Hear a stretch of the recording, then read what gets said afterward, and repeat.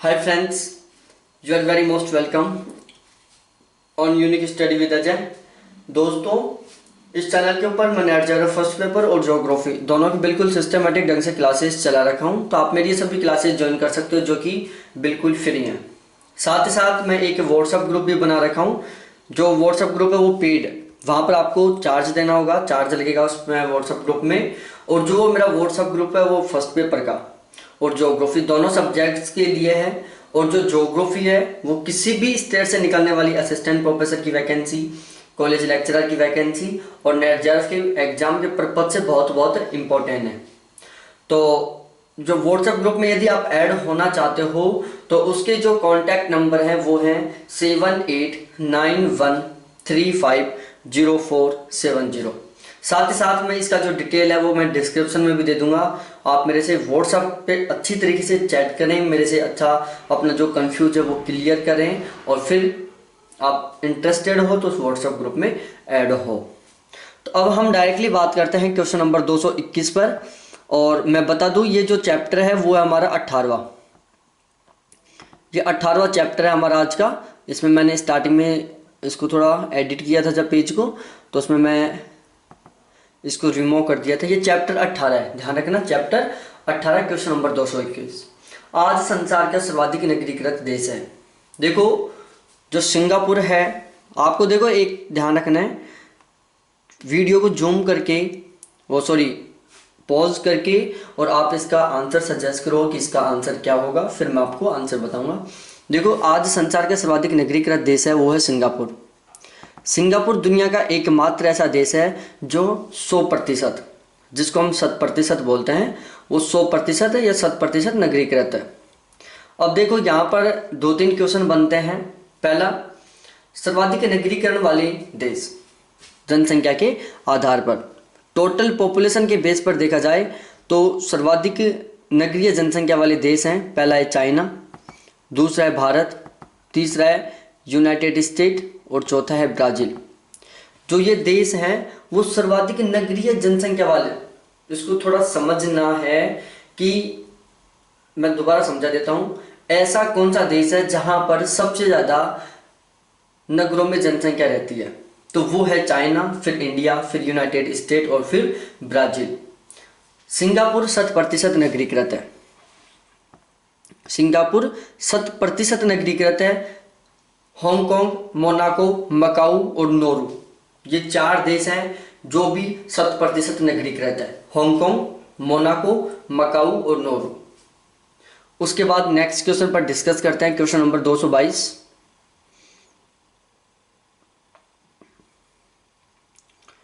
एस्पेरांटो है। एस्पेरांटो क्या है, इसका करेक्ट आंसर बताओ। एस्पेरांटो क्या है? तो देखो जो एस्पेरांटो है वो है विश्व भाषा के रूप में कार्य करने के लिए बनाई गई एक कृत्रिम भाषा। क्या है? विश्व भाषा के रूप में कार्य करने के लिए बनाई गई एक कृत्रिम भाषा है एस्पेरांटो। क्या है? एक कृत्रिम भाषा है एस्पेरांटो। तो इसका जो करेक्ट आंसर है वो है ऑप्शन नंबर ए। क्या है? ऑप्शन नंबर ए इसका बिल्कुल करेक्ट आंसर है।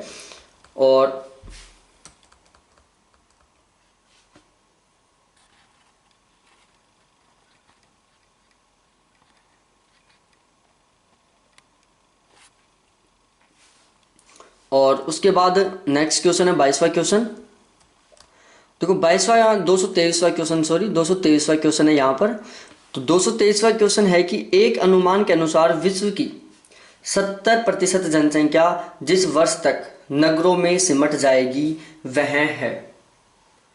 तो यहाँ पर इसका जो करेक्ट आंसर है वो है 2050, कि 2050 तक विश्व की जो 70% पॉपुलेशन है वो नगरों में सिमट जाएगी। उसके बाद नेक्स्ट क्वेश्चन है 224। एंथ्रोपोजियोग्राफी के लेखक रेडजेल ने अपनी पुस्तक के द्वितीय खंड में बल दिया था। ऑप्शन ए है मानव का प्राकृतिक वातावरण पर प्रभाव, दूसरा है वॉस स्थान, तीसरा है मानव प्रवास और चौथा है मानव पर भौतिक वातावरण का प्रभाव। देखो ध्यान रखना, मैं यहाँ पर आपको क्वेश्चन सोल्व करवा रहा हूँ और इनका डिस्क्रिप्शन भी लिखवा रहा हूँ। तो जैसे अब ये सपोज दैट ये रेडजेल का क्वेश्चन है ये, अब मैं इसका कंप्लीट डिस्क्रिप्शन आपको लिखाऊं तो 5-7 पेजों में आएगा। इस वजह से मैं टुकड़ों में लिखा रहा हूँ। कुछ डिस्क्रिप्शन मैं इस क्वेश्चन में ऐड कर दूंगा, कुछ डिस्क्रिप्शन मैं नेक्स्ट क्वेश्चन में ऐड कर दूंगा।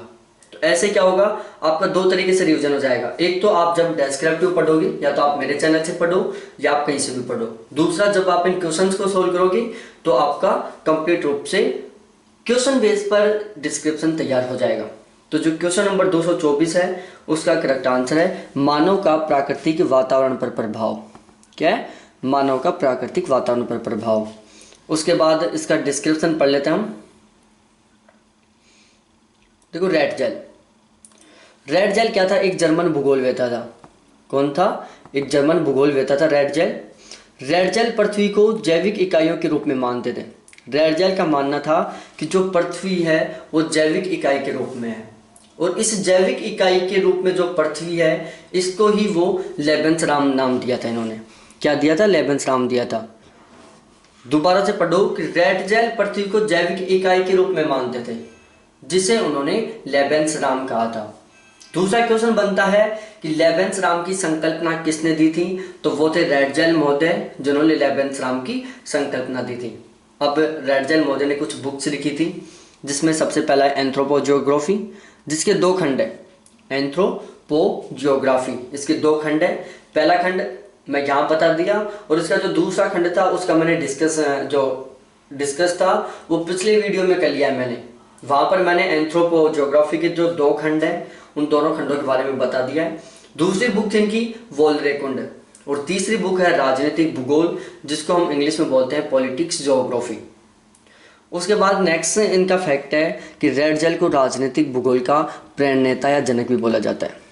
रेड जेल को राजनीतिक भूगोल का जनक माना जाता है। रेड जेल के अनुसार राज्य के 3 अविभाज्य आयाम हैं। रेड जेल के अनुसार राज्य के 3 अविभाज्य आयाम हैं, जिसमें एक है क्षेत्रफल, दूसरा है प्रजा, और तीसरा है भौतिक सांस्कृतिक वातावरण। क्या है? भौतिक सांस्कृतिक वातावरण। पॉलिटिक्स ज्योग्राफी रेड जेल की एक पुस्तक है। जो राजनीतिक भूगोल पुस्तक थी उसको इंग्लिश में पॉलिटिक्स ज्योग्राफी बोलते हैं। तो ये रेड जेल के रिलेटेड कुछ इंपॉर्टेंट पॉइंट्स थे जिनका मैंने आपके साथ डिस्कशन किया है। उसके बाद नेक्स्ट क्वेश्चन है क्वेश्चन नंबर 225 कि मानव उत्पत्ति से संबंधित निम्न कथनों का अध्ययन करो। पहला कथन है मानव उत्पत्ति का महाद्वीपों के रूप में अफ्रीका महाद्वीप को माना जाता है। दूसरा है प्राथमिक कृषि को प्राइमेट कहा जाता था। तीसरा है आज के होमोसेपियंस का विकास निएंडर स्थल मानव से हुआ है। और चौथा पॉइंट है प्राचीन मानव का जीवाश्म भारत में शिवालिक श्रेणियों से रामापिथेकस का मिला था। यहां पर हमें पता चलाना है कि यहां पर कौन सा सही है। तो इस क्वेश्चन का जो करेक्ट आंसर है वो है ऑप्शन नंबर ए, कि यहां पर ये जो चारों की चारों बातें हैं वो बिल्कुल सही हैं। ये चारों की चारों बातें बिल्कुल सही हैं। उसके बाद नेक्स्ट क्वेश्चन है 226वां, जनसांख्यिकी संक्रमण की संकल्पना किसके लिए एक प्रतिरूप प्रदान करती है? जनसांख्यिकी संक्रमण की संकल्पना किसके लिए एक प्रतिरूप प्रदान करती है? ऑप्शन ए है जनसंख्या वृद्धि के बदलते हुए स्वरूप का विश्लेषण करना। बी है समय के साथ जनसंख्या के वितरण, वृद्धि और संचलन के स्थानिक विचरणों का विश्लेषण करना। आर्थिक विकास और प्राकृतिक जनसंख्या परिवर्तन के मध्य संबंध की जांच करना। तो यहाँ पर करेक्ट आंसर सजेस्ट करो। जो चौथा ऑप्शन है वो है ऑल ऑफ दीज। क्या है? ऑल ऑफ दीज है। यहाँ पर हमें करेक्ट आंसर सजेस्ट करना है। तो करेक्ट आंसर है इसका ऑप्शन नंबर सी। अब देखो कुछ में जो जनसांख्यिकी संक्रमण या जो जनांकीय संक्रमण सिद्धांत है जिसके बारे में बता देता हूँ। जनांकीय संक्रमण या जनसांख्यिकी संक्रमण सिद्धांत का प्रतिपादक कौन थे? थॉमसन और फ्रैंक डब्ल्यू नोएस्टीन। एक तो थॉमसन और फ्रैंक डब्ल्यू नोएस्टीन, ये 2 विद्वान थे जिन्होंने जनांकीय संक्रमण या जनसांख्यिकीय संक्रमण का सिद्धांत दिया था। अब जो जनसांख्यिकीय संक्रमण का सिद्धांत है वो यूरोप, ऑस्ट्रेलिया और अमेरिका में प्रजनन और मृत्यु के आंकड़ों पर आधारित है। ये बहुत इंपॉर्टेंट लाइन है यहाँ पर वैसे ही जो मैं कंटेंट आपको बता रहा हूँ बहुत इंपॉर्टेंट है, इसमें आपको एक भी लाइन नहीं छोड़नी है। एग्जाम के पर्पज से रियल में बहुत महत्वपूर्ण पॉइंट चाहिए। तो यहाँ पर एक क्वेश्चन पूछ लेता है कि जो जनसांख्यिकीय संक्रमण सिद्धांत था वो निम्नलिखित में से कौन कौन से महाद्वीपों पर आधारित था। तो वो था यूरोप, ऑस्ट्रेलिया और अमेरिका में प्रजनन और मृत्यु के आंकड़ों पर। उसके बाद जनसांख्यिकीय संक्रमण सिद्धांत में कुल 3 अवस्थाएं थी, लेकिन प्रेजेंट टाइम में 5 अवस्थाएं हैं।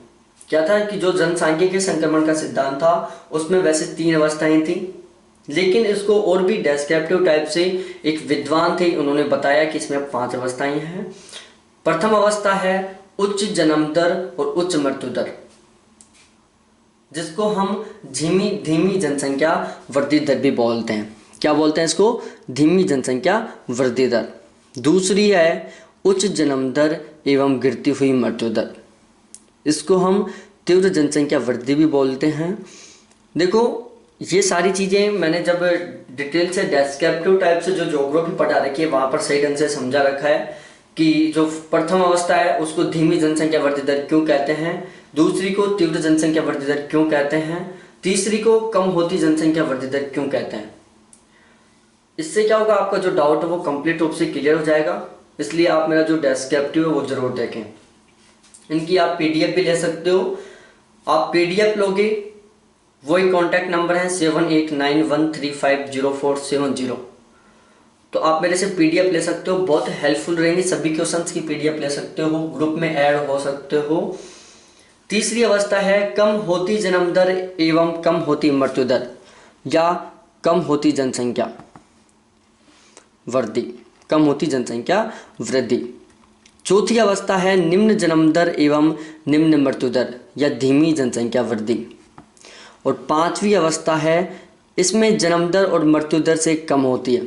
जो पांचवी अवस्था होती है उसमें क्या होता है कि जो जन्म दर है वो मृत्यु दर से कम होती है, इस कारण इसको ऋणात्मक जनसंख्या वृद्धि की अवस्था भी बोलते हैं। क्या बोलते हैं? ऋणात्मक जनसंख्या वृद्धि की अवस्था बोलते हैं। क्वेश्चन बनता है कि निम्नलिखित में से कौन सी ऐसी अवस्था है जिसको हम ऋणात्मक जनसंख्या वृद्धि की अवस्था बोलते हैं, तो वह पंचम अवस्था। उसके बाद नेक्स्ट क्वेश्चन है, नेक्स्ट क्वेश्चन नहीं, इसी को मैं और थोड़ा डिटेल से बना दिया है, तो इसका तो कुछ और जो अगला पार्ट है डिस्क्रिप्शन का ही वो डिस्कस करते हैं। थोड़ा सा इसको मिनिमाइज करना होगा, थोड़ा सा अब आपको एक्स्ट्रा फोकस करके ये देखना होगा, मिनिमाइज करना पड़ेगा इसको। ये है ओवरऑल। देखो यहाँ पर अवस्थाएं हैं और इनके एग्जाम्पल्स हैं कि कौन सी अवस्था से कौन सा देश गुजर रहा है। बहुत इंपॉर्टेंट पॉइंट है, एग्जाम में बहुत सी बार यहाँ से क्वेश्चन पूछा जाता है और हम कंफ्यूज होके और इन क्वेश्चंस को गलत करके आते हैं। देखो यहाँ पर मैं अवस्था दे रखा हूँ एक जगह, यहाँ पर अवस्था है, यहाँ पर देखो यहाँ पर तो अवस्था है, यहाँ पर जन्म दर है, यहाँ पर मृत्यु दर है और यहाँ पर इनके एग्जाम्पल्स हैं। सबसे पहले हम बात करते हैं प्रथम अवस्था। ये जो सारी डेटा हैं जन्म दर और मृत्यु दर ये प्रति हजार में। प्रथम अवस्था क्या है, इसमें जन्म दर 30 से 35,000 रहती है, तो मृत्यु दर भी 30 से 35,000 रहती है। इसके एग्जाम्पल है इथोपिया है, सोमालिया है, लाओस है और पापुआ न्यू गिनी है। Somalia, Laos, Papua New Guinea और इथोपिया। देखो जो ये जन्म दर है इसको आप बिल्कुल गौर करके मत याद करना, क्योंकि अभी तक ये एग्जाम में पूछा नहीं गया है। ये चीज़ें एग्जाम्पल है, इनको आप जरूर याद करना। एग्जाम्पल को आप किसी भी कंडीशन में नहीं छोड़ना है, इनको याद करना है। द्वितीय अवस्था क्या होती है? द्वितीय अवस्था में क्या होता है कि इसमें जो जन्म दर है वो तो 40 से 50,000 रहती है और जो मृत्यु दर है वो 15 से 20,000 रहती है। जैसे अफ्रीका है, लैटिन अमेरिका है, सऊदी अरब है, ईरान है, म्यांमार है और इंडोनेशिया है। ये कंट्रीज हैं जहाँ पर जन्म दर अधिक और मृत्यु दर कम द्वितीय अवस्था में रहते हैं। तीसरी जो स्टेज है वो है यहाँ पर जन्म दर 20 से 30,000 रहती है, मृत्यु दर 10 से 15,000 रहती है। इसके एग्जाम्पल हैं पूर्वी यूरोपियन कंट्रीज, पूर्वी यूरोपियन कंट्रीज, मध्य Asian countries, China, Bharat, Israel, Spain, Chile, Japan और न्यूजीलैंड। ये कंट्रीज हैं जो तृतीय अवस्था से गुजर रहे हैं। उसके बाद नेक्स्ट है चतुर्थ अवस्था। चतुर्थ अवस्था में जन्म दर होती है वो 10 से 15,000 के बीच में रहती है और मृत्यु दर 10,000 से कम रहती है। और जो चतुर्थ अवस्था में है, जो चतुर्थ अवस्था रहती है उसमें टोटल G8, जो G8 के जो कंट्रीज हैं 8, वो सभी कंट्रीज इंक्लूड रहते हैं इसमें। साथ ही साथ सिंगापुर, हांगकांग और पश्चिमी यूरोप, पश्चिमी यूरोप, हांगकांग और सिंगापुर, ये 3 एरियाज हैं जिसमें सिंगापुर, हांगकांग और पश्चिमी यूरोप, ये तीनों के तीनों भी किस में शामिल हैं? चतुर्थ अवस्था में। और स्विट्जरलैंड, बेल्जियम, आइसलैंड, ये कंट्रीज हैं। इसके अलावा इटली है और फ्रांस है। इटली और फ्रांस, ये कंट्री भी आप ऐड कर लेना। ये जो कंट्रीज हैं वो क्या है? पंचम अवस्था में गुजर रही हैं, जिनको हम ऋणात्मक अवस्था बोलते हैं। उसके बाद नेक्स्ट है अवस्थाएं और उनका उपनाम। एक साइड अवस्था है, दूसरी साइड उनका उपनाम है। प्रथम अवस्था, इसको हम जनसंख्या वृद्धि की अस्थिर अवस्था बोलते हैं। ये बहुत इंपॉर्टेंट है, ऐसे पूछ लेता है। प्रथम अवस्था को जनसंख्या वृद्धि की अस्थिर अवस्था बोलते हैं। द्वितीय अवस्था को जनसंख्या विस्फोट या संक्रमण अवस्था बोलते हैं। तृतीय अवस्था, इसको जनसंख्या वृद्धि में ह्रास की प्रवृत्ति की अवस्था बोलते हैं। जनसंख्या वृद्धि में ह्रास की प्रवृत्ति की अवस्था बोलते हैं। चतुर्थ अवस्था, इसको हम जनसंख्या वृद्धि की स्थिर अवस्था बोलते हैं।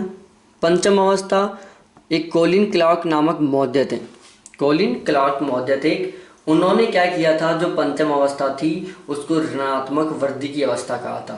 क्वेश्चन आ जाता है कि जनांकीय संक्रमण सिद्धांत की 5वीं अवस्था को ऋणात्मक वृद्धि दर की अवस्था कौन से विद्वान ने कही थी? तो वो थे कोलिन क्लार्क महोदय। इसके अलावा जो 5वीं अवस्था है उसको जातीय संहार या जनांकीय अपर्दन की अवस्था भी बोलते हैं।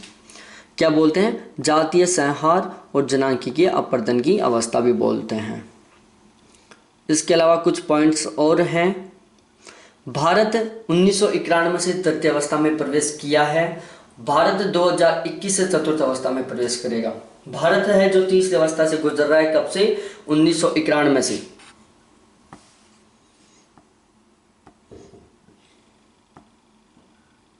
भारत 1991 से तीसरी अवस्था से गुजर रहा है और 2021 से भारत चतुर्थ अवस्था में एंट्री कर जाएगा। नोट, यह सिद्धांत जनसांख्यिकीय इतिहास के आंकड़ों और सांख्यिकी पर आधारित है। क्वेश्चन आ जाता है कि जो जनांकीय संक्रमण का सिद्धांत वो किस पर आधारित है? तो यह इतिहास के, जनसांख्यिकीय इतिहास के आंकड़ों और सांख्यिकी पर आधारित है। इन दो पर आधारित है। ये बहुत इंपॉर्टेंट था जो मैंने आपको बता दिया है। उसके बाद नेक्स्ट क्वेश्चन है हमारा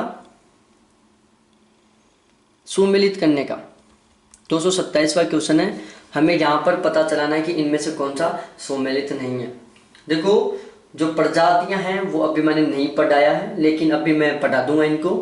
इंडिया की जितनी भी जनजातियां हैं उनको, विश्व की जितनी जनजातियां हैं उनको, प्रजातियों को बिल्कुल सिस्टम से मैं आपको इनको इस तरीके से पढ़ाऊंगा कि ये आप बिल्कुल भी कंफ्यूज नहीं होंगे। इनमें आपका जो कंफ्यूज है वो ओवरऑल सदा के लिए रिमूव हो जाएगा। नाम पढ़ोगे तुरंत बताओगे कि ये प्रजाति कौन सी है, कौन सी ये जो जनजाति है वो कौन सी है, कौन सी प्रजाति से संबंधित है, ये क्या कार्य करती है, कहाँ कहाँ रहती है। ये सभी डाउट्स आपके 100% क्लियर हो जाएंगे, उसमें कोई डाउट नहीं है। इतने शानदार तरीके से समझाऊंगा, ट्रिकों के साथ, मेथड्स के साथ, कि आप बिल्कुल भी कंफ्यूज ना हो। तो जो क्वेश्चन नंबर 227 है इसका करेक्ट आंसर है option number B, Congo basin Negrito. ये गलत है क्योंकि जो बुशमैन जनजाति है वो कालाहारी मरुस्थल में रहती है, अल्पाइन जनजाति मध्य एशिया में रहती है और जो नॉर्डिक है वो स्कैंडिनेविया में रहती है। तो इसका जो करेक्ट आंसर है वो है ऑप्शन नंबर बी। उसके बाद कुछ पॉइंट्स और हैं इसके रिगार्डिंग, मैंने कुछ पॉइंट लिखे हैं। देखो, जो बुशमैन जनजाति है, बुशमैन जनजाति जिसको हम सान लोग भी बोलते हैं, क्या बोलते हैं इसको? सान लोग भी बोलते हैं। अफ्रीका के कालाहारी मरुस्थल, अफ्रीका के कालाहारी मरुस्थल, बोत्सवाना, नामीबिया, दक्षिण अफ्रीका जिम्बाब्वे और अंगोला, इन कंट्रीज में रहती है। जो बुशमैन जनजाति है, जिसको हम सान लोग जनजाति भी बोलते हैं, ये अफ्रीका के कालाहारी मरुस्थलीय क्षेत्र, जिसमें बोत्सवाना है, नामीबिया है, दक्षिण अफ्रीका है, जिम्बाब्वे है और अंगोला है, इनमें रहती है। उसके बाद है एस्किमो जनजाति। जो एस्किमो जनजाति है यह मंगोल प्रजाति संबंधित है। आपको सबसे पहले याद करना है, मंगोल को मंगोलाइड भी बोलते हैं। तो ये आप डाउट आपका यदि हो, कंफ्यूज हो रहे हो कि सर मंगोल पढ़ा है, मंगोलाइड पढ़ा है, मंगोल कहाँ से आ गया, तो इसका डाउट ये है कि एस्किमो जनजाति मंगोलाइड या मंगोल प्रजाति से संबंधित है। एस्किमो जनजाति है जो टुंड्रा क्षेत्र में रहती है, और टुंड्रा क्षेत्र कहाँ पर है? उत्तरी ध्रुवीय क्षेत्र में, जिसमें अलास्का है, कनाडा है, ग्रीनलैंड है, उत्तरी साइबेरिया है। तो इनके जो टुंड्रा क्षेत्र है वहां पर एस्किमो जनजाति रहती है। उसके बाद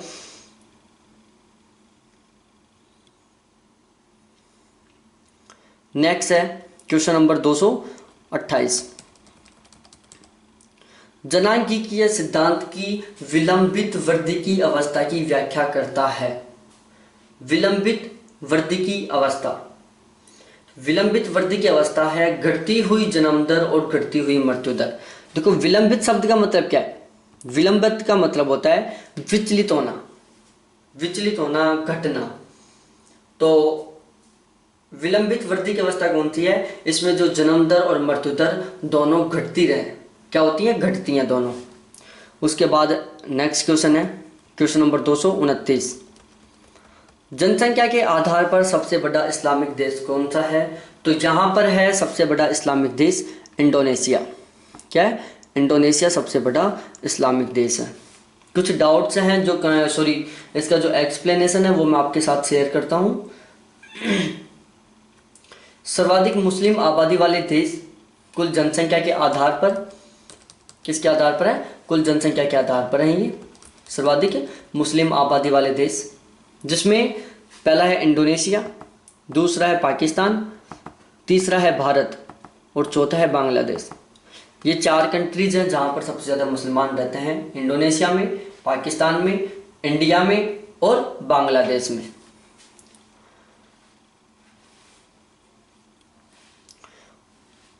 अब नेक्स्ट क्वेश्चन है 30।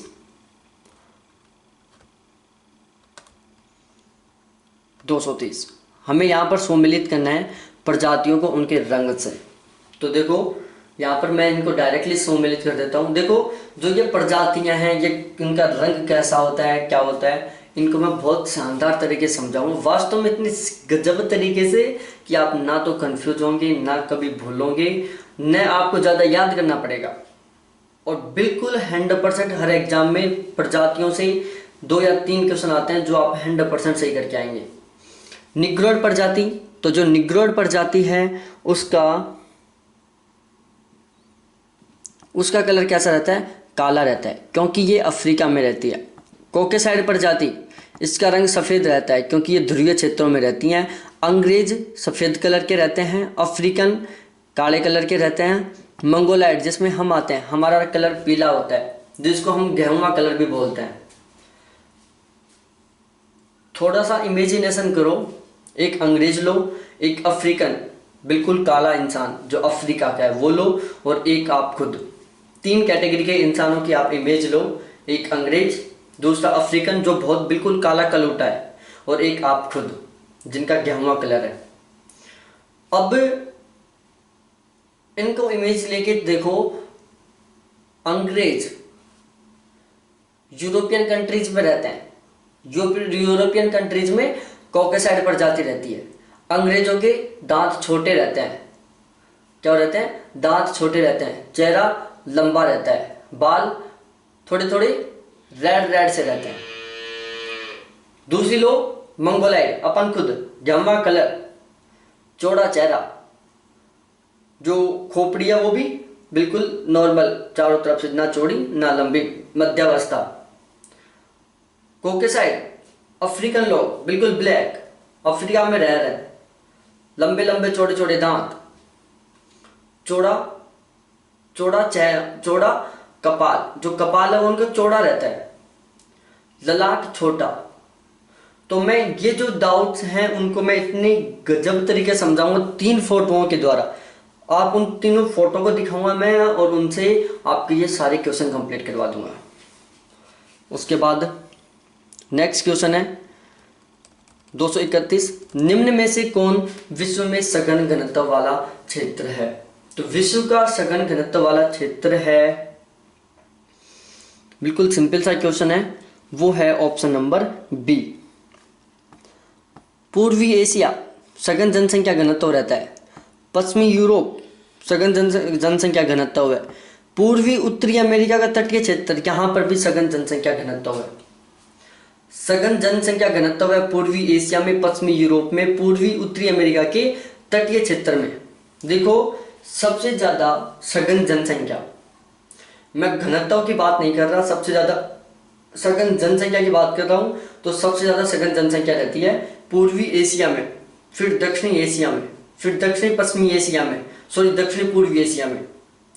सबसे ज्यादा जनसंख्या रहती है पूर्वी एशिया में, फिर दक्षिणी एशिया में, फिर दक्षिण पूर्वी एशिया में, फिर पश्चिमी यूरोप में, फिर पूर्वी उत्तरी अमेरिका के तटीय क्षेत्र में।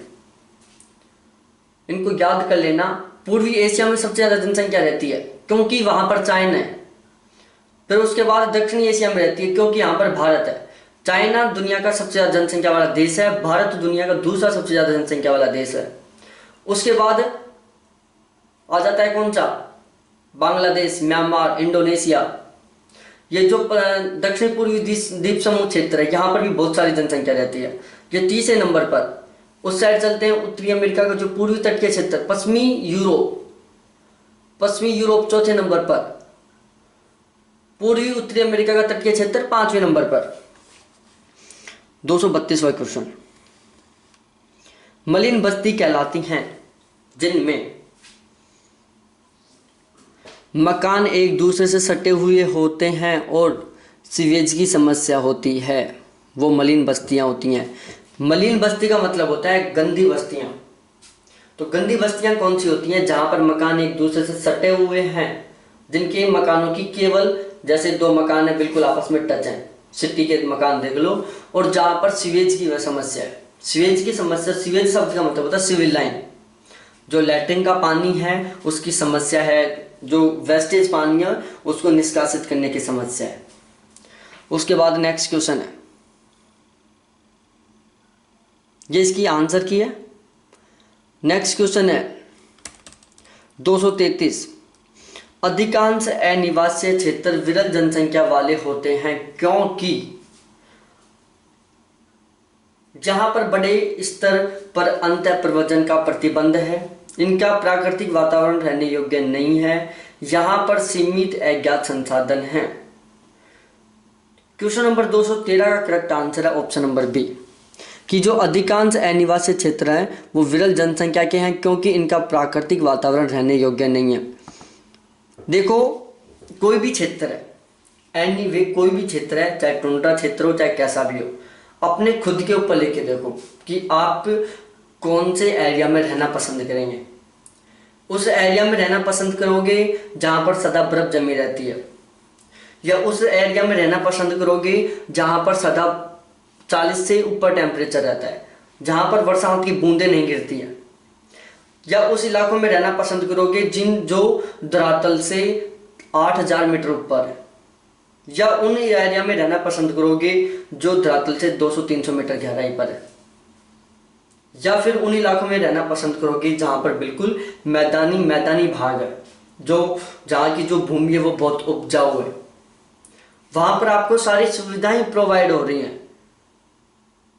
तो जो अनिवासीय क्षेत्र होते हैं वो क्षेत्र होते हैं जहां पर पॉपुलेशन कम निवास करती है, तो निवासीय क्षेत्र वो होते हैं जहां पर पॉपुलेशन अधिक रहती है। अब एक साइड बर्फ पड़ रही है, दूसरी साइड गर्मी पड़ रही है, बरसात नहीं हो रही है, तीसरी साइड बहुत ऊंचाई है, चौथी साइड बहुत गहराई है। ये सब क्या है? प्राकृतिक कारण है ये, इनमें हमने कुछ नहीं किया। हमने वहां पर जहां पर बर्फ वहां पर फ्रिज नहीं लगाया, जहां पर बरसात नहीं हो रही, जहां पर बहुत गर्मी है वहां पर हमने गर्म एसी नहीं चलाई, जहां पर पर्वत है वहां पर हमने पर्वत नहीं बनाया, जहां पर गहराई है वहां पर हमने पृथ्वी को नहीं खोदा। सारे बिल्कुल नेचुरल थे। तो अधिकांश अनिवासी क्षेत्र विरल जनसंख्या वाले होते हैं क्योंकि क्योंकि उनका प्राकृतिक वातावरण रहने योग्य नहीं होता है। उसके बाद नेक्स्ट क्वेश्चन है 234। हमें मिलाना है, इनमें से पता चलाना है कि कौन सा सही नहीं है। क्वेश्चन 234 का करेक्ट आंसर है ऑप्शन नंबर बी। देखो जो एस्किमो है वो ग्रीनलैंड में रहता है, बिल्कुल सिंपल सा है, बहुत सी बार बता दिया मैंने। रेड इंडियंस उत्तरी अमेरिका से संबंधित है। किर्गिज मध्य एशिया से संबंधित है। मसाई पूर्वी एशिया से संबंधित है, न कि पश्चिमी एशिया से, इसलिए इसका correct answer option number B है। नेक्स्ट क्वेश्चन है 235। वो एक क्वेश्चन जनजातियों से रिलेटेड मिलाना है यहाँ पर। बुशमैन कालाहारी मरुस्थल, बोत्सवाना नामीबिया, बुद्दू सऊदी अरब में, मसाई पूर्वी अफ्रीका कांगो बेसिन में, पिग्मी केन्या में। ये बिल्कुल सिंपली तरीके से मैंने इनको मिला दिया है।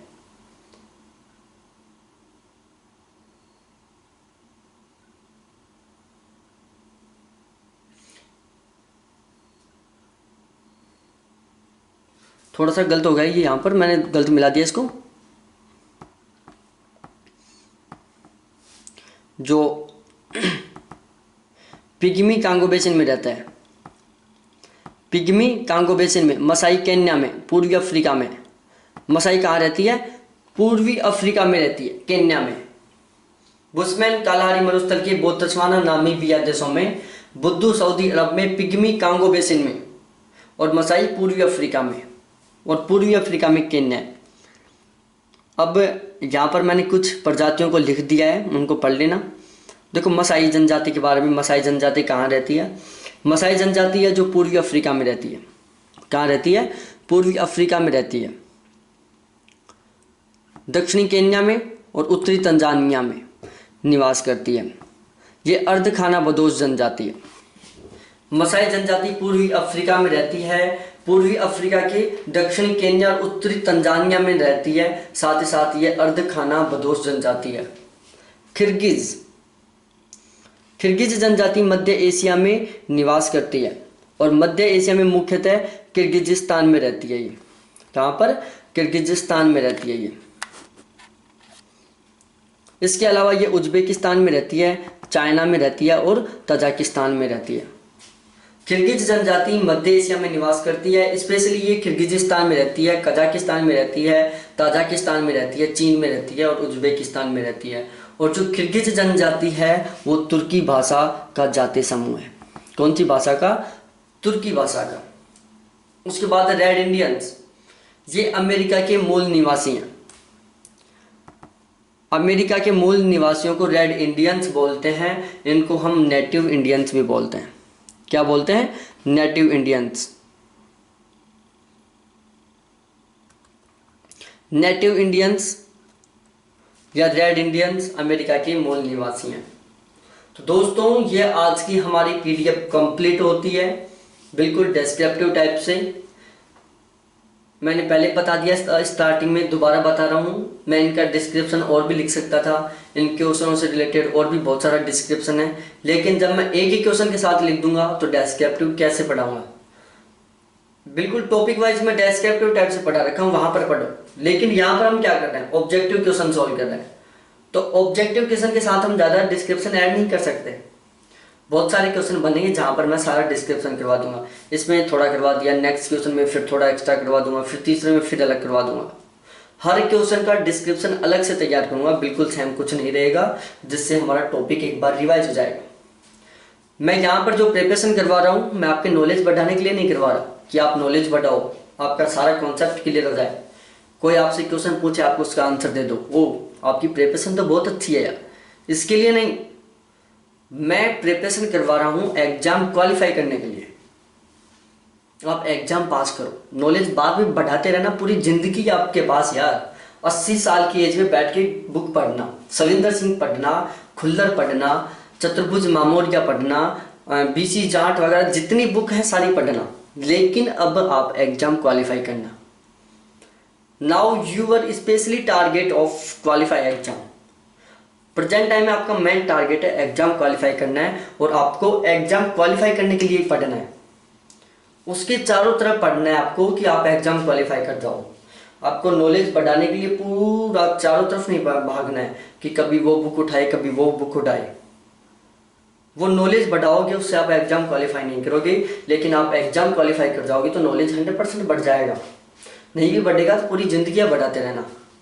तो पीडीएफ लेना हो तो डिस्क्रिप्शन में कॉन्टैक्ट नंबर है, व्हाट्सएप ग्रुप में ऐड होना हो तो डिस्क्रिप्शन में कॉन्टैक्ट नंबर है, और वीडियो अच्छी लगी हो तो अपने सभी फ्रेंड्स के साथ शेयर करो, इसको लाइक करो और चैनल को सब्सक्राइब करके बेल आइकन को दबाओ। और नए हो तो चैनल को जरूर सब्सक्राइब करना, क्योंकि यहाँ पर मैं फर्स्ट पेपर ही पढ़ा रहा हूँ। ठीक है, थैंक्स, धन्यवाद देखने के लिए, बाय।